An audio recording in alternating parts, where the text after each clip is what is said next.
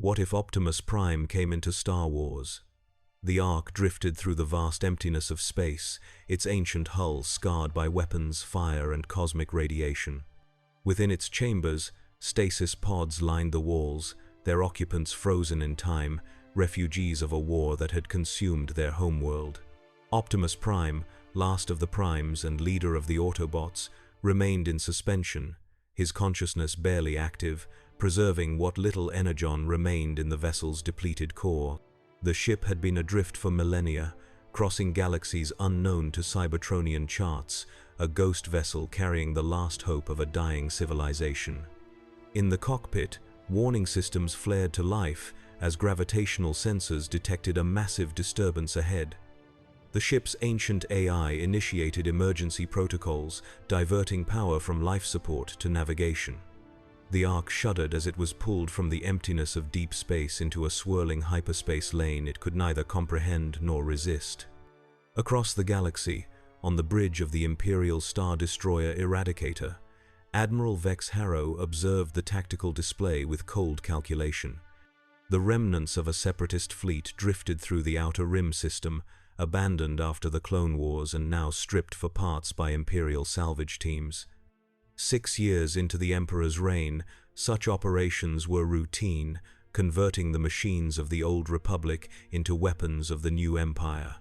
Admiral, a junior officer called from the sensor station, unknown contact emerging from hyperspace near the salvage operation. Harrow straightened his already impeccable uniform and stepped toward the viewport. Classification? Unknown, sir. Configuration matches no Imperial or known hostile designs. Size comparable to a light cruiser, but energy signatures are anomalous. Through the viewport, Harrow watched as a golden streak of light tore through the blackness of space, trailing fire and debris.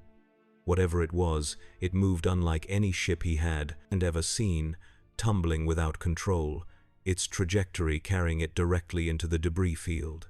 "Inform Lord Vader," Harrow said, his voice betraying no emotion, "and prepare my shuttle." The Ark plunged into the debris field, its ancient hull colliding with the broken remains of separatist battle droids and Republic fighters. Warning klaxons blared throughout the ship as impact after impact hammered its exterior. Inside the primary stasis chamber, energy fluctuations surged through the systems, causing Optimus Prime's pod to malfunction. Emergency protocols activated, forcing the pod to cycle open. Optimus Prime's optics flickered to life, consciousness returning in a flood of sensory data and memory. The ship was in danger. His people were in danger. He pulled himself from the pod, his massive frame straightening to its full height as status reports flooded his processor. Energon reserves, critical. Hull integrity, compromised. Location, unknown. Teletron 1, he called out, his deep voice resonating through the chamber. Status report. The ship's AI responded with fragmented data, its systems damaged beyond reliable function. But one thing was clear. The Ark was on a collision course with a massive structure ahead. Optimus made his way to the bridge, his heavy footsteps echoing through the silent corridors of the ship that had carried his people across the stars. Through the forward viewport, he could see they were no longer in the void of deep space but surrounded by debris. Ahead, a massive ring-shaped station loomed, partially constructed, its purpose unknown, but its Imperial markings unmistakable to any who had witnessed the rise of tyranny before. He took control of the manual navigation systems, his metallic hands moving with precision across the ancient Cybertronian controls. The Ark responded sluggishly, its engines firing in sporadic bursts, slowing their descent but not enough to prevent collision. Optimus diverted all remaining power to the forward shields and braced himself for impact. The Ark struck the outer ring of the station with devastating force. Metal screamed against metal as the Cybertronian vessel tore through the Imperial construction. Inside, Optimus was thrown forward, his massive frame crashing into the control panel. Emergency stasis threatened to reclaim him, but he fought against it. He would not abandon his people again. As the ship finally came to rest, embedded in the station's superstructure, Optimus pulled himself up. Through the shattered viewport, he could see Imperial troops assembling in the distance, their white armor distinct against the darkness of space. Their weapons were raised, ready to confront whatever had crashed into their facility. Optimus Prime stood tall, his decision made. He would protect the stasis pods containing his Autobots at all costs. This galaxy, unknown though it was, would not claim the last of Cybertron's children. Freedom is the right of all sentient beings, he said to himself, the ancient creed of the Primes giving him strength. Then, with purposeful strides, he made his way to the Ark's airlock. Whatever awaited him in this strange new galaxy, he would face it as he had faced all threats, with courage, wisdom, and the unyielding commitment to protect the innocent. Outside the crashed vessel, Stormtrooper Squad TK-421 established a perimeter, their E-11 blaster rifles trained on the alien ship's hull. Squad leader Vance motioned for his men to hold position while Imperial engineers assessed the structural damage to the station. "Command says this sector was clear," Trooper Dax said, his voice tense through the helmet's comm. "No scheduled traffic, no rebel activity." "Stay focused," Vance replied. "Whatever this is, it's big, and it came from somewhere beyond the outer rim."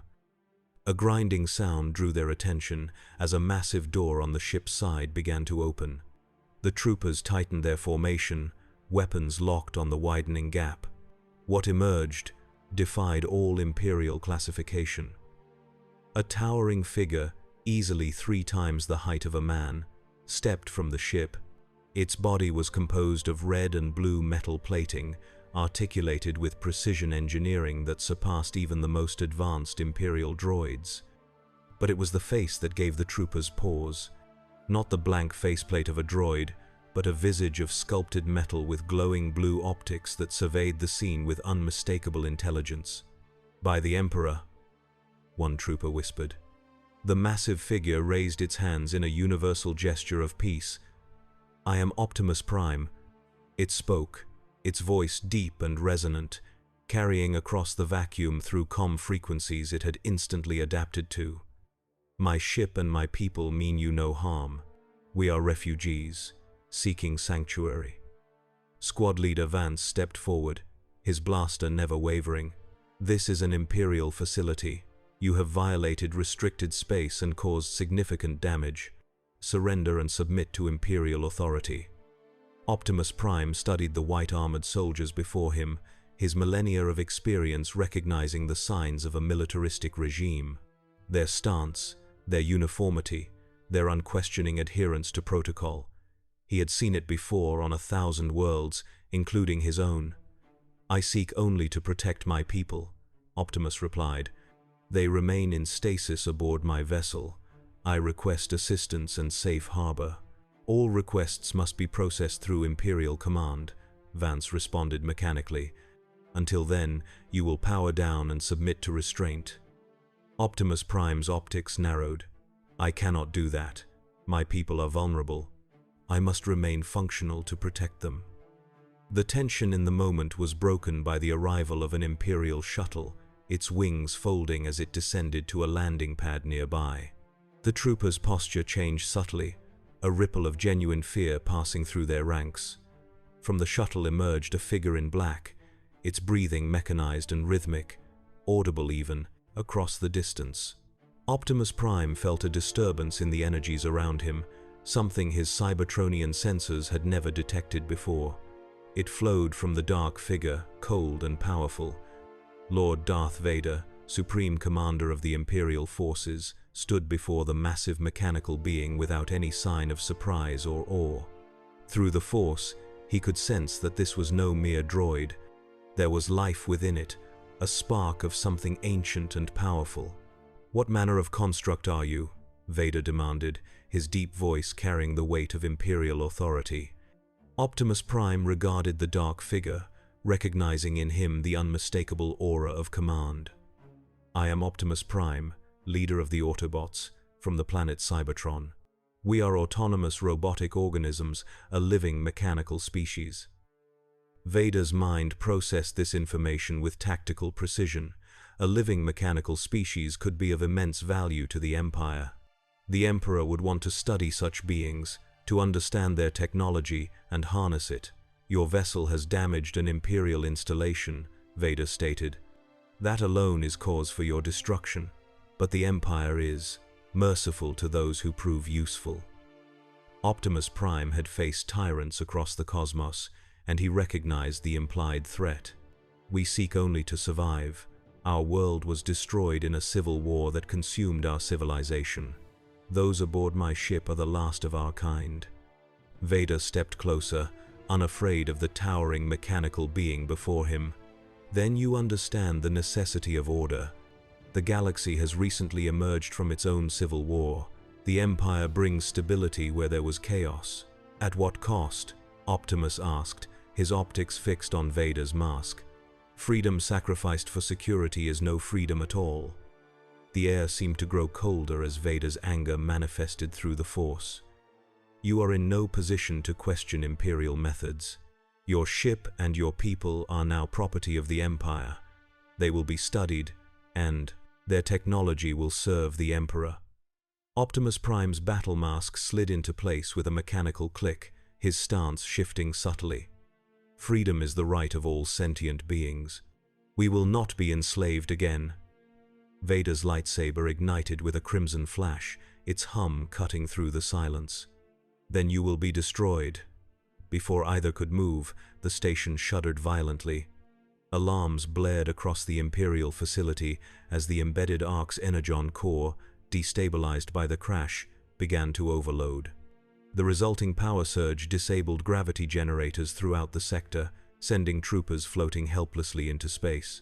Vader anchored himself with the Force, but Optimus Prime, designed for operation in zero gravity, moved with practiced precision. He launched himself back toward the Ark, aware that the unstable energon core could destroy not only the station but his sleeping comrades as well. "This is not over, machine," Vader called after him, his voice carrying through the calm frequencies. Optimus Prime looked back once at the dark figure suspended in the void. "No," he agreed, "it has only begun." Inside the Ark, warning systems blared as the energon core approached critical levels. Optimus moved through the ship with purpose, navigating to the engine room where the pulsing blue heart of the vessel threatened to explode. His hands, designed for both creation and combat, worked quickly to stabilize the reaction, rerouting power and venting excess energy into space. As the core stabilized, Optimus turned his attention to the stasis chambers. The crash had damaged several pods, forcing their emergency systems to initiate revival cycles. In one chamber, the massive form of Ironhide, his old friend and weapons specialist, was already stirring. "Optimus?" Ironhide's gravelly voice broke through the haze of stasis as his optics focused. "Where are we? This isn't Cybertron." "No, old friend," Optimus replied, helping Ironhide to his feet. "We are somewhere far beyond our known space, and we are not among friends." Outside, Imperial forces regrouped as emergency systems restored gravity to sections of the station. Vader, his anger a palpable force, directed the response. "Secure that vessel. I want its technology intact and its occupants captured. Nothing leaves this station." But even as he gave the order, the Ark's engines flared to life, Optimus Prime having rerouted all available power to the propulsion systems. With a groan of tortured metal, the Cybertronian ship pulled free from the Imperial structure, trailing debris and venting plasma as it limped away from the station. "Pursue them," Vader commanded, his mechanical breathing intensifying with his rage. "I will inform the Emperor of this development." Aboard the fleeing Ark, Optimus Prime took stock of their situation. 12 Autobots had been revived by the crash, a small fraction of their total number but enough to operate the ship. The remaining stasis pods would have to wait for safer conditions before their occupants could be awakened. Ironhide joined him on the bridge, his cannons already deployed in anticipation of combat. "What's the plan, Prime?" "These Imperials seem as friendly as Decepticons at a peace talk." Optimus studied the sensor readouts, noting the Imperial ships moving to intercept. We are in no condition for a prolonged confrontation. Our priority must be to find safe harbor and understand this galaxy better before we engage its powers. Bumblebee, the smallest of the Autobots and their scout, approached the viewport, his yellow armor reflecting the stars. Through gesture and the limited electronic tones he could still produce after his vocal processor was damaged in battle, he indicated a course away from the Imperial forces. Ratchet, the Autobots' chief medical officer and engineer, interpreted. Bumblebee's right. Long-range scans show a small settlement on a nearby moon. Minimal technology, no Imperial presence detected. Optimus nodded. Then that is where we will go. Autobots, prepare for emergency landing. And be ready to roll out on my command. The Ark changed course, its engines straining against the damage they had sustained. Behind them, Imperial Star Destroyers moved into pursuit positions, their massive forms casting shadows across the stars. On the bridge of the Eradicator, Admiral Harrow watched the tactical display with growing concern. The alien vessel was not following any known escape protocols. Instead of jumping to hyperspace, it was making a direct course for Jedha's moon, a wasteland of rock and dust with little strategic value. "Your orders, Admiral?" his executive officer asked. Harrow studied the display, calculating. "Maintain pursuit, but hold fire unless ordered. Lord Vader wants them captured, not destroyed." He paused, then added, "And send a communication to all nearby sectors. If that ship manages to escape our cordon, I want every Imperial force in the Outer Rim looking for it." On Jedha's moon, in a settlement too small to warrant a name on Imperial charts, Lor San Tekka looked up from his meditation as a streak of fire cut across the night sky. The old man, a scholar of the Force though not Jedi himself, felt a disturbance unlike any he had experienced before. Something ancient had entered their galaxy, something that would forever change the balance between light and dark. He reached for his walking staff and stepped out of his humble dwelling, his eyes fixed on the point where the fiery object had disappeared behind the distant ridge. Whatever it was, the Force was drawing him toward it. "And so it begins," he whispered to the stars, setting out across the barren landscape. The Ark crashed into the desolate plain with enough force to send dust clouds billowing for miles. The ancient Cybertronian ship, veteran of countless battles and interstellar journeys, finally surrendered to its accumulated damage. Its hull breached in multiple sections, its energon reserves depleted to critical levels. It would never fly again. Inside, Optimus Prime helped his fellow Autobots from the wreckage, his concern evident in every movement. "Report," he commanded as they assembled beneath the alien sky. Ratchet stepped forward, his medical scanners already assessing the condition of his comrades. "We have 12 active units, including yourself. The remaining stasis pods are stable, but will require significant energy to initiate revival cycles. Our energon reserves are at 7% and falling." Ironhide's cannons spun restlessly. "Those Imperial ships will be right behind us. We need to establish a defensive position." Optimus surveyed the barren landscape around them.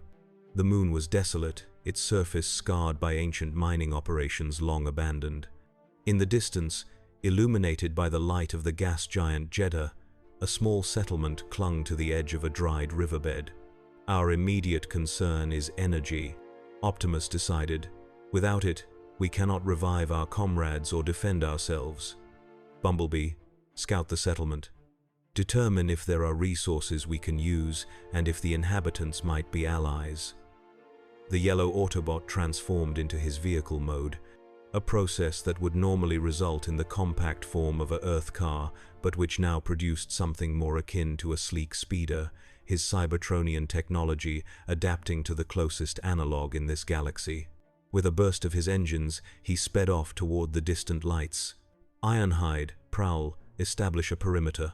If Imperial forces track us here, I want advance warning," Optimus continued.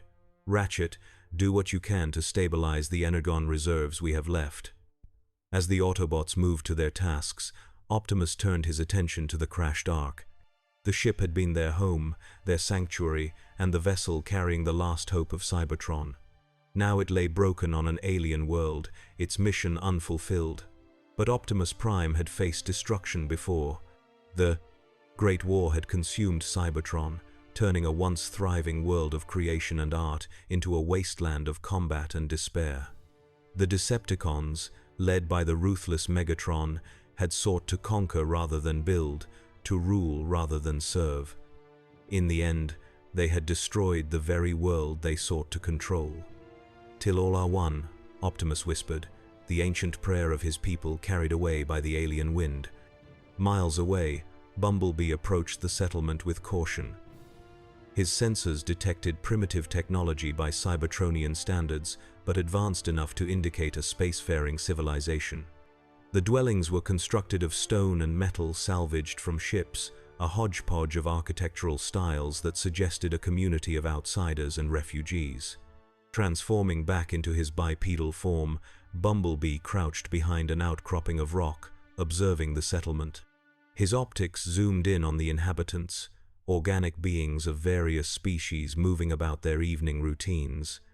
No signs of the Imperial uniformity he had witnessed earlier, no white armored soldiers or symbols of dominion. Perhaps here they could find allies. A movement to his left caught his attention. Bumblebee's battle protocols activated instantly, his arm transforming into a cannon as he spun to face the potential threat. An old human male stood there, leaning on a walking staff, his weathered face calm despite the weapon pointed at him. "I mean you no harm, traveler," the man said, his voice steady. "I am Lor San Tekka, a student of the Force. I sensed your arrival." Bumblebee lowered his weapon, his posture communicating confusion. He emitted a series of electronic tones, attempting to establish communication. Lor San Tekka nodded as if he understood. "You are not from this galaxy, are you? The Force moves differently around you, like a current diverted by a stone in a river." He gestured toward the settlement. "Come. There are others who would help you, those who resist the Empire's tyranny." Bumblebee hesitated, then transmitted a compressed data burst back to the Ark, informing Optimus of his encounter. The response came quickly: "Proceed with caution but establish contact." The Autobots needed allies in this strange new galaxy. With careful steps, mindful of his massive size compared to the fragile organic before him, Bumblebee followed Lor San Tekka toward the settlement, his sensors alert for any sign of deception or danger. In the settlement, whispers spread quickly as the towering mechanical being followed Lor San Tekka through the narrow streets. Doors closed, children were pulled inside, and suspicious eyes watched from windows. The galaxy under Imperial rule had learned to fear the unknown.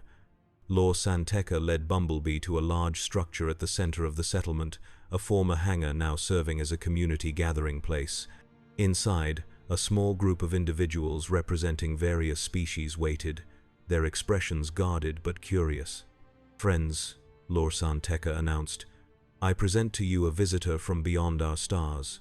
The Force has brought him to us for a purpose." A grizzled human male with a cybernetic eye stepped forward, his hand resting on the blaster at his hip. "Force or no Force, that's the biggest droid I've ever seen, and droids mean trouble these days."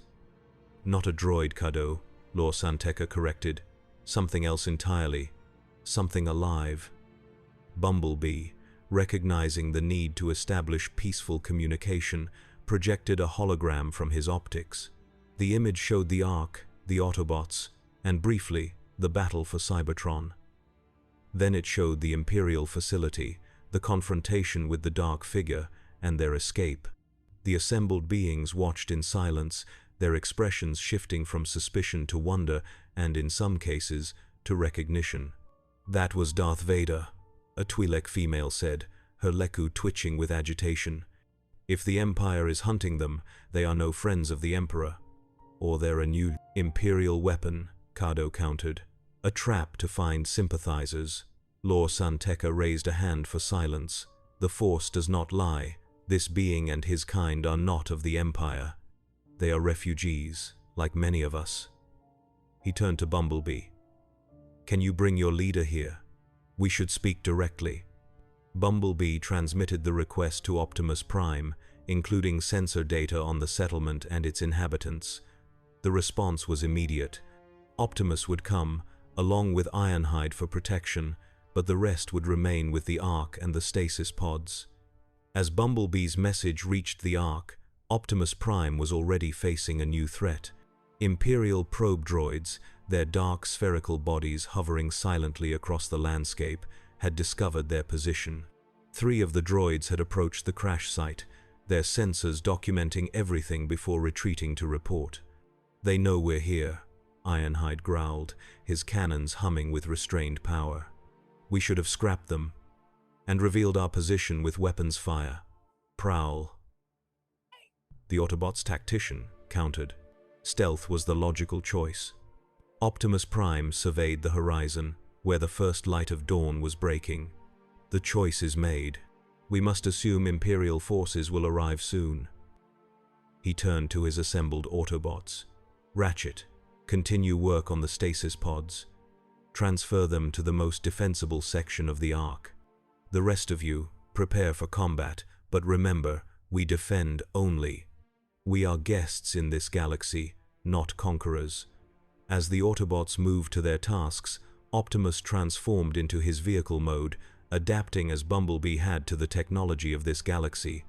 His form became a massive armored transport, powerful and imposing. Ironhide followed suit, becoming a heavy assault vehicle bristling with weaponry. "Autobots, roll out," Optimus commanded, and the 2 of them set off across the barren landscape toward the settlement, dust billowing behind them. In orbit above Jedha's moon, the Imperial Star Destroyer Eradicator moved into position, its massive form casting a shadow across the surface below. On the bridge, Admiral Harrow received the probe droid's report with grim satisfaction. "The alien vessel is grounded, heavily damaged," he informed Lord Vader, who stood with his back to the viewport, hands clasped behind him. Several mechanical beings were observed moving around the crash site. "Their technology appears highly advanced." Vader turned, his masked face revealing nothing of his thoughts. "The Emperor is most interested in these visitors. Their technology could prove useful to certain Imperial projects. The Death Star, nearing completion in a distant system, would benefit greatly from advanced mechanical beings who could operate in any environment." "Shall I deploy ground forces to capture them?" Harrow asked. "No," Vader decided. "They have demonstrated significant combat capabilities. Instead, we will deploy the Inquisitors. Their sensitivity to the Force will be useful against these machines." Harrow swallowed nervously. The Inquisitors, former Jedi turned to the dark side and trained by Vader himself, were feared throughout the Empire. They answered only to Vader and the Emperor, and their methods were brutal even by Imperial standards. "As you wish, Lord Vader," he replied. "The 7th sister and the 5th brother are aboard and ready for deployment." "Good," Vader said, turning back to the viewport. "And Admiral, I want those machines intact. The Emperor is particularly interested in their leader, this Optimus Prime." In the settlement, tension grew as word spread of the Imperial Star Destroyer in orbit. Inhabitants prepared for evacuation, gathering only what they could carry, their faces set with the grim determination of those who had fled Imperial oppression before. Lor San Tekka waited at the edge of the settlement, his eyes fixed on the horizon. When 2 large vehicles appeared in the distance, moving at incredible speed, across the barren plain, he nodded to himself. The Force had brought these strangers here for a purpose, and he would trust in its wisdom. The vehicles transformed as they approached, parts shifting and reconfiguring with mechanical precision until Optimus Prime and Ironhide stood before the old man in their full imposing height. "I am Optimus Prime." The leader of the Autobots introduced himself, kneeling to reduce the disparity in their sizes. "Bumblebee informed me you offer assistance. We are grateful, but I must warn you, the Empire knows of our presence here. Their forces will not be far behind."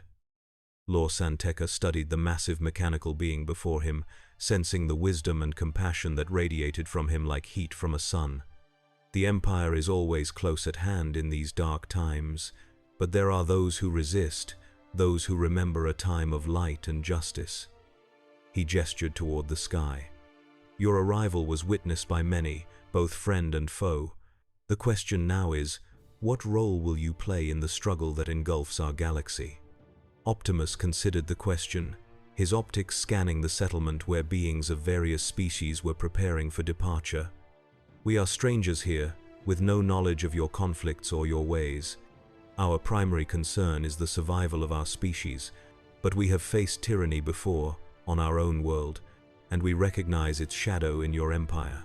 Then perhaps our meeting is the will of the Force. Lor San Tekka suggested, "Come, there is little time. The others are waiting." As they entered the settlement, residents stopped to stare at the towering mechanical beings, fear and wonder mingling in their expressions. Children pointed, their natural curiosity overcoming caution, while adults whispered among themselves, debating what this new development meant for their precarious existence. In the central hangar, the community leaders had assembled. Kado, the cyborg who had first questioned Bumblebee's presence, stood with Kantenta's arms crossed, his cybernetic eye whirring as it scanned the newcomers. Beside him, the Twi'lek female who had recognized Vader in Bumblebee's projection now leaned forward with interest. "I am Optimus Prime, leader of the Autobots." Optimus began, his deep voice filling the space. "We are autonomous robotic organisms from the planet Cybertron, a world far beyond your galaxy. Our ship crashed here after a confrontation with your Imperial forces, and we seek temporary sanctuary while we repair and determine our course." "What exactly did you do to get the Empire's attention?" Kado asked, his tone suspicious. "We existed," Ironhide answered gruffly. "Seems that's enough in this galaxy." The Twi'lek stepped forward, her movements graceful despite the tension evident in her posture. "I am Hera Syndulla. My people know what it means to be persecuted simply for existing. If you oppose the Empire, you will find allies among us." Optimus Prime studied the assembled beings, his ancient spark recognizing in them the same determination he had seen in countless organic species across the cosmos. "We do not seek to involve ourselves in your conflicts. Our war, fought across millennia, has taught us the cost of endless combat. We seek only peace and the chance to rebuild." "Peace is a luxury in a galaxy ruled by the Emperor," a new voice interjected. A human male stepped forward, his bearing military, his face scarred by combat. "The Empire doesn't allow neutrality. You're either with them or against them. And from what your scout showed us, you're already on their list." Lor San Tekka placed a calming hand on the man's arm. "Captain Andor speaks from bitter experience. The Rebel Alliance has been fighting the Empire for years, with limited success." "Alliance?" Optimus questioned. "There is organized resistance?" "Scattered cells, mostly," Captain Andor replied. "Separate groups fighting their own battles against Imperial control.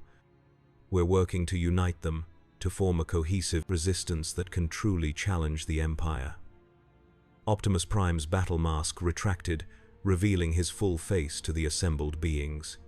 It was a gesture of trust, one that did not go unnoticed by those present. "On Cybertron, we fought a civil war that consumed our world. The Decepticons, led by Megatron, sought to conquer and control, to impose their will upon all mechanical life. We opposed them, fighting for freedom and the right of all beings to choose their own path." "And who won this war?" Kado asked. Optimus's expression grew solemn. "No one. Cybertron was destroyed in the conflict, its core poisoned, its cities reduced to ruin. The Autobots aboard our ship, the Ark, are among the last of our kind. The war taught us that victory achieved through destruction is no victory at all." The hangar fell silent as the weight of his words settled over the assembled beings. Many of them had witnessed the destructive power of the Empire firsthand, had seen worlds subjugated and civilizations erased. The moment was broken by a sudden commotion outside. A young human rushed into the hangar, her face flushed with exertion. Imperial shuttle, coming in fast. And it's not a standard transport, it's got Inquisitor markings. The effect on the assembled resistance members was immediate. Weapons were drawn, faces hardened, and a flurry of activity erupted as evacuation protocols were initiated. "Inquisitors?" Ironhide asked, his cannons spinning into readiness. "Force users, turned to the dark side," Hera explained grimly. "The Emperor's hunters, specialized in tracking down Jedi and other Force sensitives. If they're here, they're not coming for us.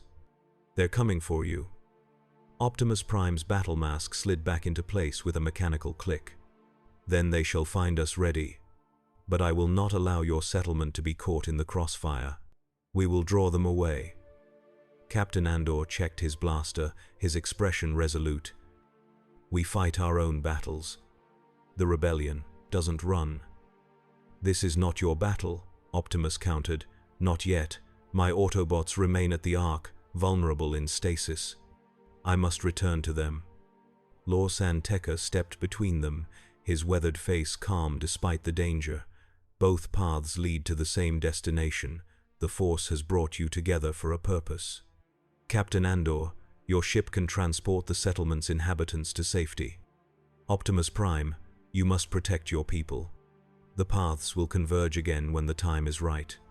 The old man turned to Optimus Prime, his eyes reflecting a wisdom that transcended his organic nature. "There is something about you, something the Empire fears. The dark side clouds much, but this is clear. Your presence here has shifted the balance of the Force itself." Ironhide grew impatient. "Mystical talk won't stop those shuttles. Prime, we need to move." Optimus nodded, his decision made. "Ironhide is right. We must return to the Ark." He addressed the assembled resistance members.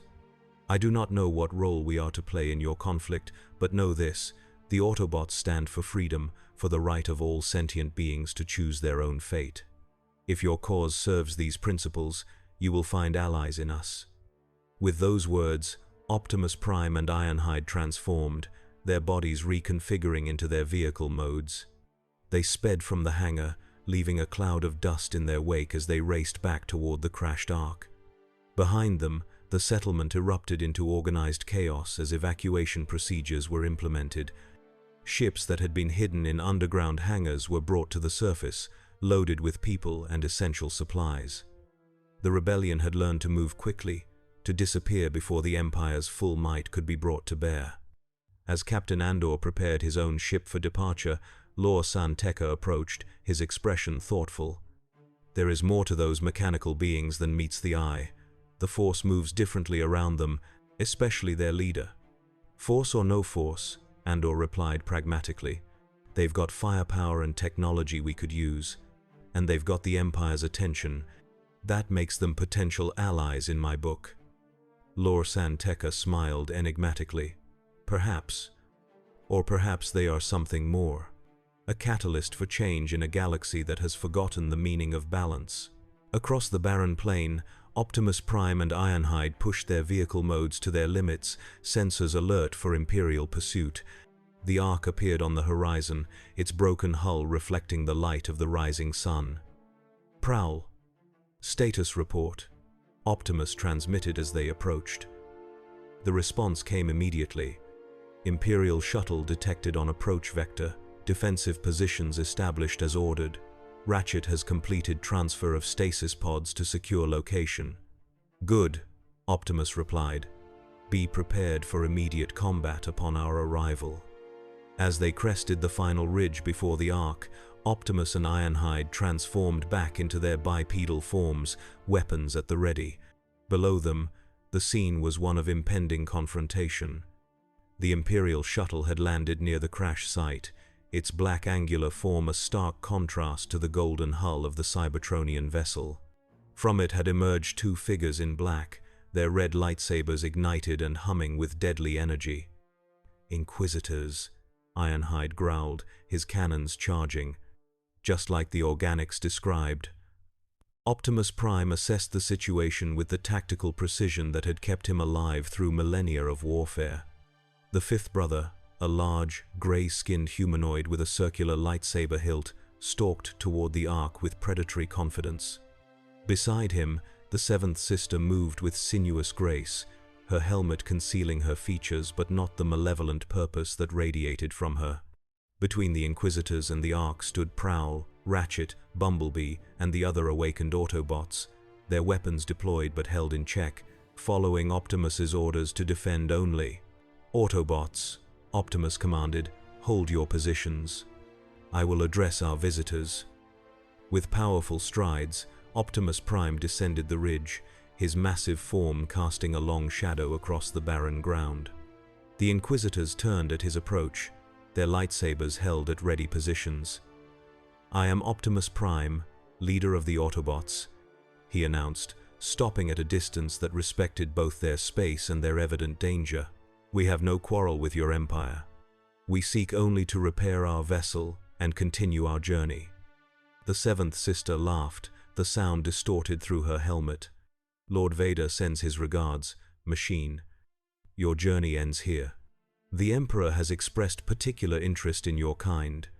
Your energy signatures are unlike anything in Imperial records," the fifth brother added, his deep voice rumbling with anticipation of violence. "The dark side flows differently around you.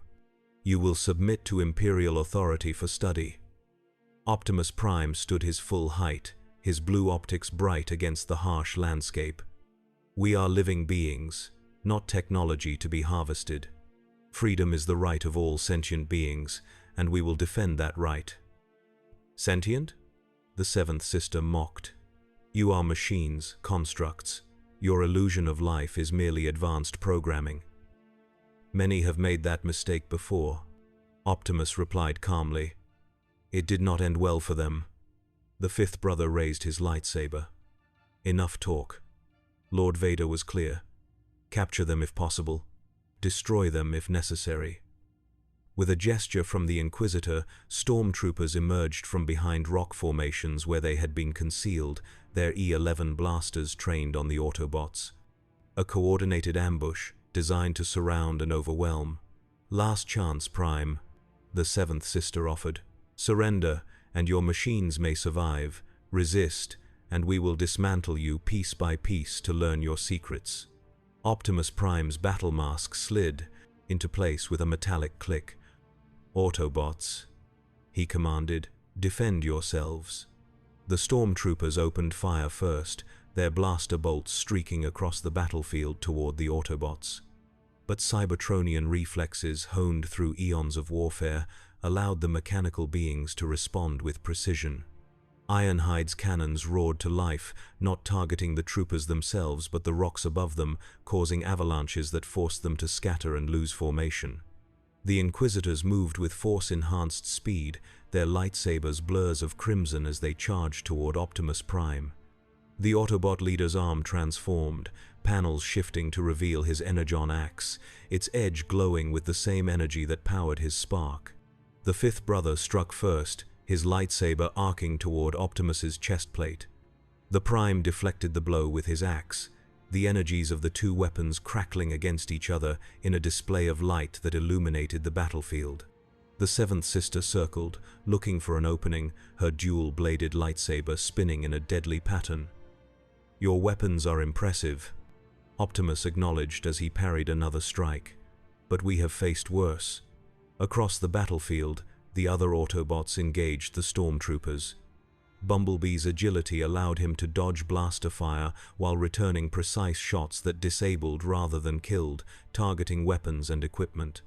Prowl coordinated their defense with tactical calculations, directing the Autobots to cover each other's vulnerabilities.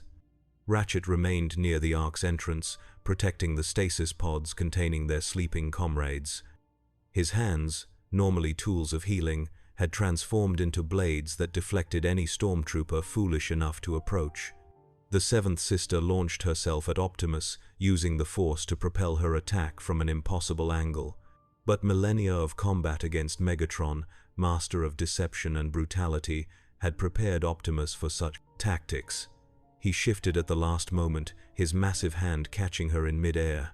"Your aggression blinds you," he told her, holding her at arm's length despite her struggles. With deliberate care, he set her down and stepped back, making no move to attack. The fifth brother used the distraction to strike at Optimus's exposed back, his lightsaber slicing through the outer layer of Cybertronian armor. Optimus staggered forward, energon leaking from the wound, but did not fall. "First blood to the Empire," the fifth brother gloated. Optimus Prime turned, his optics narrowing. "Blood has been spilled for millennia in the name of power. It resolves nothing." Despite his wound, he stood tall, his axe at the ready. "We did not come to your galaxy seeking conflict, but neither will we submit to tyranny." The fifth brother charged again, his lightsaber raised for a killing blow. This time, Optimus met the attack head-on, his energon axe meeting the crimson blade with enough force to drive the Inquisitor back. The Prime followed with a series of precisely calculated strikes, each one testing the Inquisitor's defense without attempting to breach it. "You fight with restraint," the fifth brother observed, circling warily. "A weakness the Empire does not share." "Restraint is not weakness," Optimus countered. "It is the mark of true strength, the ability to wield power without becoming its servant." The seventh sister had recovered and now joined her companion, the two Inquisitors coordinating their attacks with force-enhanced precision. But Optimus Prime, veteran of countless battles against multiple Decepticons, adapted to their rhythm, his movements economical and effective. Elsewhere on the battlefield, Imperial reinforcements arrived, dropships deploying squads of death troopers, their black armor and specialized weapons marking them as elite forces. The tide of battle began to turn against the outnumbered Autobots. "Prime," Ironhide called out, falling back under heavy fire. "There's too many. We need to fall back to the Ark." Optimus assessed the situation in an instant. His Autobots were outnumbered and, despite their technological superiority, vulnerable to the concentrated firepower of the Imperial forces. More concerning, their energon reserves were depleting rapidly. Without a source of energy, they would eventually shut down, leaving the stasis pods and their sleeping comrades defenseless. "Autobots, tactical retreat," he commanded. "Defensive formation, Gamma. Protect the stasis pods at all costs." The Autobots began a coordinated withdrawal toward the Ark, covering each other's movements with suppressing fire. Optimus Prime remained at the rear, his massive form providing a shield for his smaller comrades. The Inquisitors, sensing victory, pressed their attack with renewed vigor. The fifth brother used the Force to hurl massive boulders at Optimus, while the seventh sister leapt from position to position, her lightsaber a constant threat. Inside the Ark, Ratchet had accessed the ship's remaining systems. "Prime," he transmitted, "I've managed to route power to the defensive shields. We can hold them off, but not for long. Our energon reserves are at critical levels." "Understood," Optimus replied. "Maintain shield integrity. Prioritize protection of the stasis pods." With a final burst of speed, Optimus Prime reached the Ark, the last Autobot to enter. The ship's shields hummed to life, creating a barrier between them and the Imperial forces. Blaster fire dissipated against the energy field, but each impact drained precious power from their reserves. The Inquisitors approached the shield, their lightsabers testing its strength.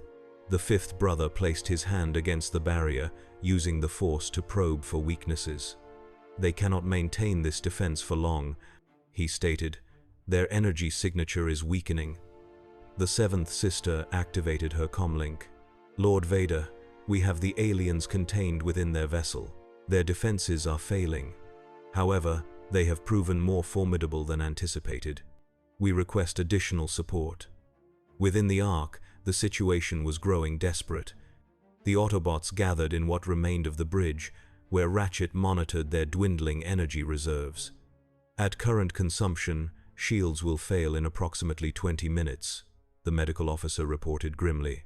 "And without shields, we are vulnerable not only to their attacks, but to the radiation from this system's star. Our systems were not designed for this galaxy's specific conditions." Ironhide slammed his fist against a console. We didn't survive the fall of Cybertron to die on this rock. Optimus Prime stood silent for a moment, considering their options. The wound in his back leaked energon, but he had disabled his pain receptors. Their survival was all that mattered now. The stasis pods, he said finally. How many could be safely transported if we were to abandon the Ark? Ratchet calculated quickly. 3, possibly 4 with our remaining energon. The others would have to remain in stasis here, vulnerable. That is not an option, Optimus decided. We stay together. All Autobots, all pods. He turned to the viewport, where the Imperial forces had established a perimeter around the Ark. What we need is a new source of energy, compatible with our systems. Bumblebee approached, his movements animated as he projected a hologram from his optics. The image showed the small crystal that had been embedded in the hilt of the Inquisitors' lightsabers, pulsing with energy. Kyber crystals, Prowl identified, accessing the data they had gathered since arriving in this galaxy. According to intercepted Imperial communications, they are energy-focusing crystals with unusual properties. The Empire is mining them for a classified project.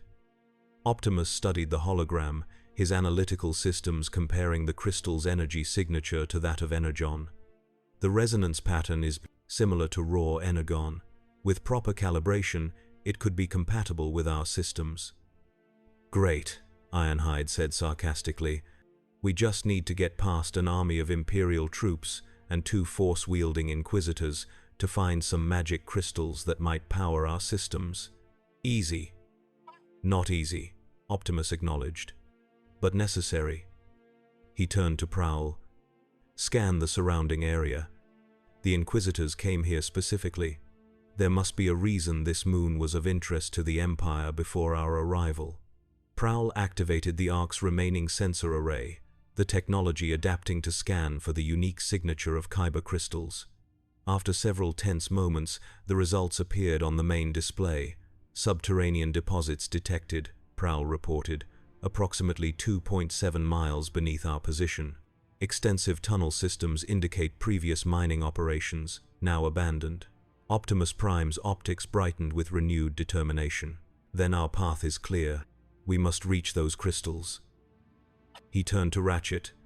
How long can you maintain the shields if we divert all non-essential power? 40 minutes at most, Ratchet replied. But that would include life support for the stasis pods. We would be risking our awakened comrades for those still in stasis. A risk I am willing to take, Optimus decided. The needs of the many outweigh the needs of the few. Ironhide stepped forward, his battle-scarred face set with determination. You're not going alone, Prime. I'm coming with you. As am I, Prowl added. My tactical analysis will be useful in navigating the tunnels and evading Imperial forces. Bumblebee beeped his agreement, his small frame already configured for reconnaissance and stealth. Optimus Prime looked at his loyal Autobots, his spark filled with pride at their courage. Very well. Ratchet, you will remain here to monitor the shields and protect the stasis pods. If we do not return before power fails, you must make the difficult decision for the greater survival of our kind. Ratchet nodded grimly, understanding the unspoken order. If all was lost, he would have to determine which few stasis pods to save and which to leave behind. Autobots, Optimus commanded, prepare to roll out. Outside the Ark, the Imperial forces had settled into siege positions. The Inquisitors conferred with Admiral Harrow via hologram, their patience wearing thin. The aliens are trapped, the fifth brother reported. Their shields are weakening. We need only wait. Admiral Harrow's blue holographic form nodded. Lord Vader is most pleased with your progress. He has dispatched a specialized containment vessel to transport the mechanical beings for study, maintain your position, and ensure none escape. As the hologram faded, the seventh sister paced restlessly. There is something about these machines, something that disturbs the Force. Can you feel it, brother? The fifth brother closed his eyes, extending his senses through the dark side. Yes, they are not droids, not mere machines. There is a presence within them, something ancient and powerful. All the more reason to deliver them to the Emperor, the seventh sister concluded. He will uncover their secrets, and the Empire will grow stronger. Their conversation was interrupted by an alarm from one of the Imperial scanners. A technician approached nervously. "Inquisitors, we're detecting movement beneath the surface. Seismic readings indicate some kind of drilling or tunneling activity." The fifth brother's eyes narrowed. They seek to escape underground, deploy seismic charges at these coordinates, collapse any potential exit routes. Inside the Ark, the chosen Autobots had gathered at the lowest level of the ship. Optimus Prime's arm had transformed into a drilling apparatus, modified by Ratchet to penetrate the specific mineral composition of the moon's surface. "The Imperial forces are concentrated on our shields," Optimus observed. "If we breach the surface here and enter the tunnel systems quickly, we may gain a temporary advantage. Bumblebee will take point, his sensors best adapted for navigation in confined spaces. Ironhide, you will guard our rear. Prowl, maintain constant analysis of potential Imperial responses." The plan set, Optimus activated his drill. The sound was carefully dampened by insulation materials to avoid detection, but the vibration could not be entirely concealed. The drill bit into the floor of the Ark, then through the metal of the ship's hull, and finally into the rocky soil beneath. Progress was slow but steady, the tunnel gradually taking shape as Optimus worked tirelessly, his systems redirecting power to maintain the drilling operation. After nearly 15 minutes, the drill broke through into an open space below, a forgotten mining tunnel from an earlier era. "Movement detected on the surface," Prowl warned, his sensors picking up Imperial activity. "They know something's happening. We have minutes at most before they pinpoint our location." "Then we proceed now," Optimus decided. He transformed his drill back into his hand and peered into the darkness below. "Autobots, roll out." One by one, they dropped into the ancient tunnel, transforming into their vehicle modes to navigate the narrow passage more effectively. Bumblebee led the way, his headlights cutting through the darkness, sensors scanning for both Kyber crystal deposits and potential dangers. They had traveled less than half a mile when the first explosion rocked the tunnel behind them. Imperial seismic charges, precisely placed to collapse potential escape routes. "They're boxing us in," Ironhide growled, his scanners tracking the pattern of explosions, herding us like mechanimals. "Then we must adapt our strategy," Optimus replied. He transformed back into his bipedal mode as they reached a junction in the tunnel system, ancient mining equipment rusting in the darkness. "Prowl, your analysis?" The tactical officer studied the tunnel layout, his processor calculating probabilities at incredible speed. "The Imperial forces are likely to focus on main tunnels large enough for your frame, Optimus. I recommend splitting our forces. Bumblebee and I will create a diversion in the eastern tunnels, while you and Ironhide proceed directly to the crystal deposits." Optimus considered the plan. Dividing their already small force carried significant risks, but so did remaining together as a larger target. "Agreed, but maintain communication at all times. At the first sign of capture, regroup at these coordinates." With the plan set, the Autobots split into two teams. Bumblebee and Prowl headed east, deliberately creating enough noise to attract Imperial attention. Optimus and Ironhide continued deeper, following the strengthening energy signature of the Kyber crystals. The tunnels descended sharply, winding through the moon's crust. Ancient support beams groaned under the weight of millennia, and more than once Optimus had to brace collapsing sections to allow their passage. The further they descended, the stronger the crystal resonance became, until finally they emerged into a vast underground cavern.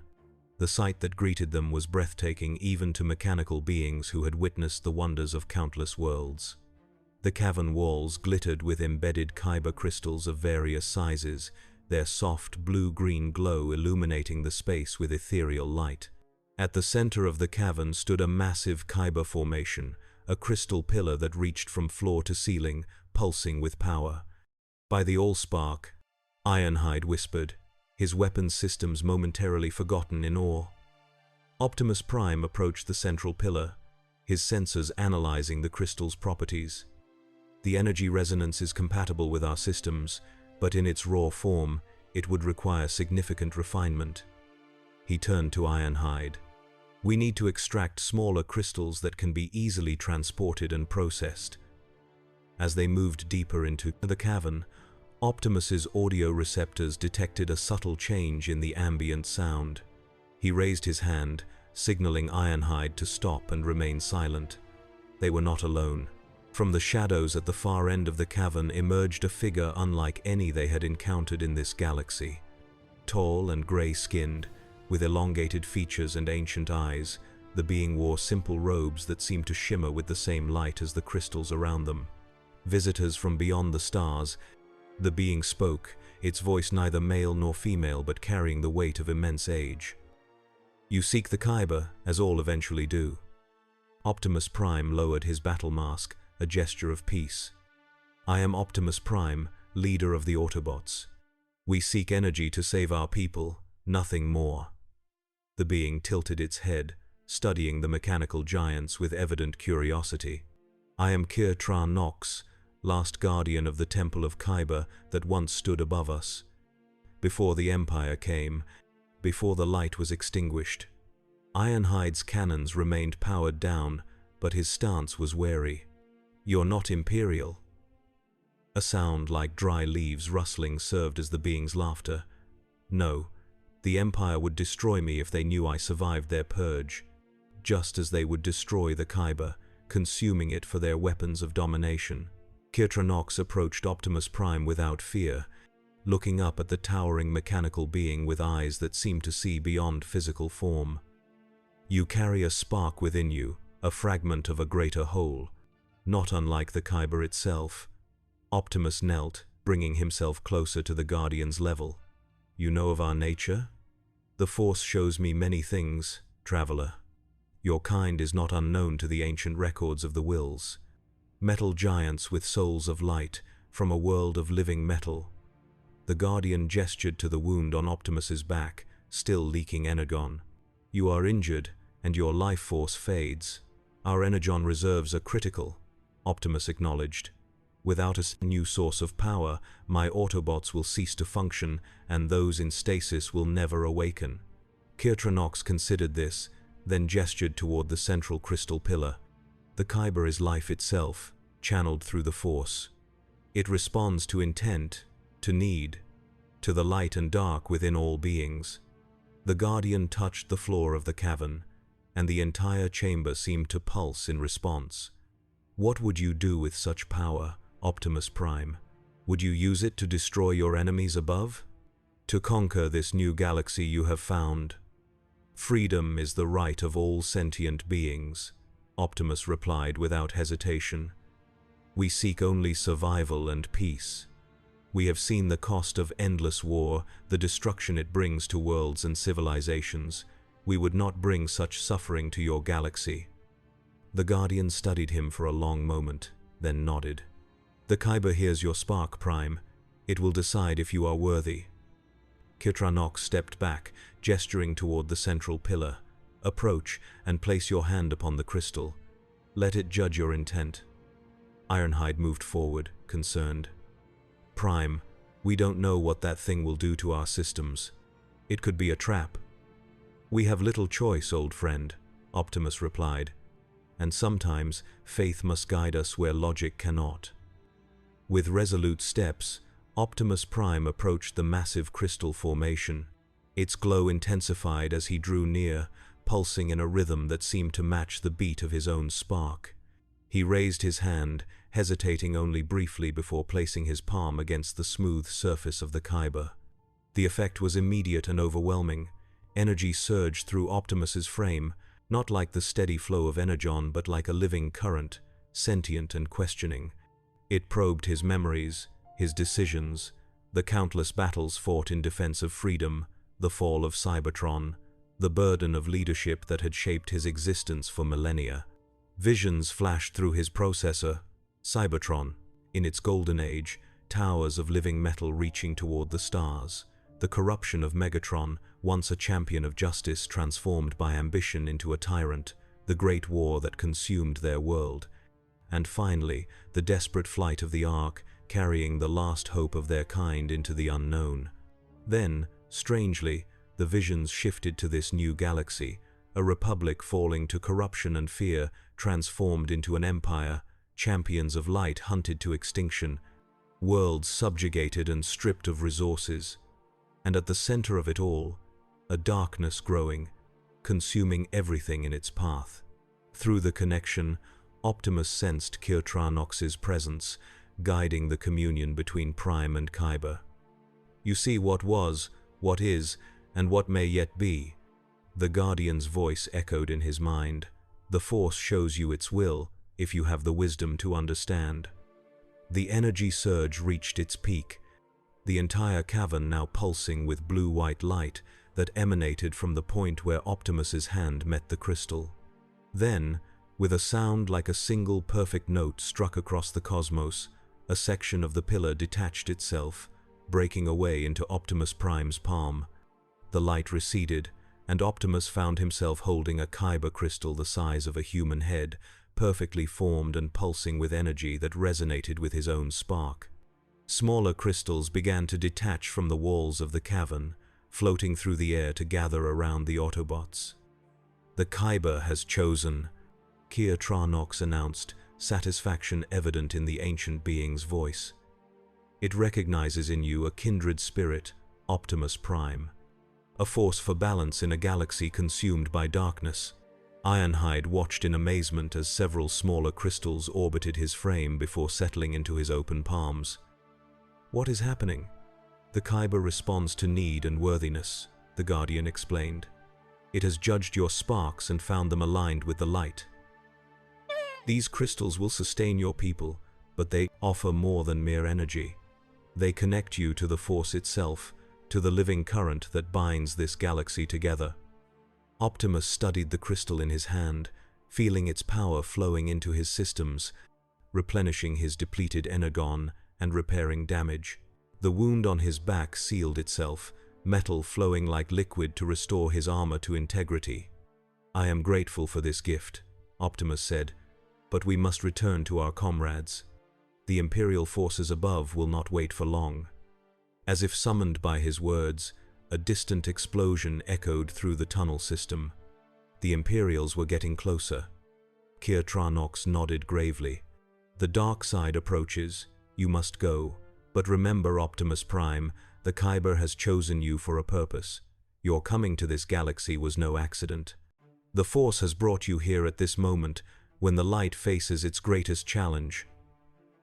"We did not come seeking war," Optimus replied, carefully subspacing the Kyber crystal in a compartment within his chest plate. "Yet war has found you, as it always does those who stand for freedom," the Guardian answered. "The Kyber will guide you, if you listen to its song." Kyber Nox gestured to a hidden passage at the rear of the cavern. "This way leads to the surface, far from the Imperial forces. May the Force be with you, Optimus Prime." With a respectful nod to the Guardian, Optimus activated his comlink. "Prowl, Bumblebee, rendezvous at these new coordinates. We have what we came for." As the Autobots prepared to depart, Kyber Nox approached Optimus one final time. "The light of your spark shines bright, Prime. But beware the seduction of the dark side. Even the noblest intention can be twisted when power calls to power." Optimus Prime's optics met the ancient being's gaze. "Freedom is the right of all sentient beings. This creed has guided us through darkness before. It will not fail us now." With those words, Optimus and Ironhide transformed, their vehicle modes now somehow enhanced by the Kyber energy flowing through their systems. They moved with renewed purpose through the hidden passage, racing against time to save their comrades and find their place in this war-torn galaxy far from home.